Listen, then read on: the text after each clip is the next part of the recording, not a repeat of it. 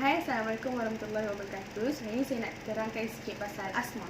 Asma tu ialah penyakit yang susah ataupun sukar untuk bernafas. So, biasanya dia terkena dalam kalangan kanak-kanak ataupun orang dewasa. Tapi hari ini saya nak terangkan tentang asma yang terkena pada kanak-kanak. Bahayanya asma yang terkena pada kanak-kanak ni, kadang-kadang kanak-kanak tu tak pandai nak bagi tahu dekat parents mereka yang mereka susah untuk bernafas. Ataupun dia terkena dalam keadaan kanak-kanak tu terkejut, dia dah penat-penat main ataupun dia terkena asma.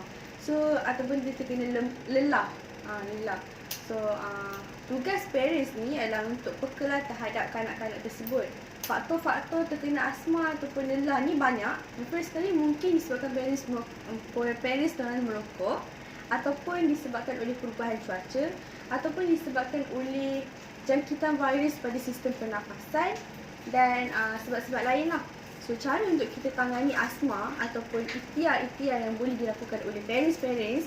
So, yang antaranya ialah ni lah, dengan makan madu. So, madu, cara untuk kita rawat asma ataupun kita elak asma sikit-sikit, madu ni sangat bagus macam kita semua tahu. So, ambil madu, letakkan kat dalam air panas. Kalau ambil madu biasa, madu yang natural tu, kita kena perah dengan limau sikit.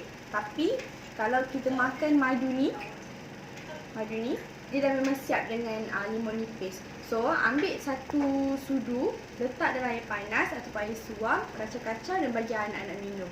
InsyaAllah lah dia boleh merawat asma ataupun lelah.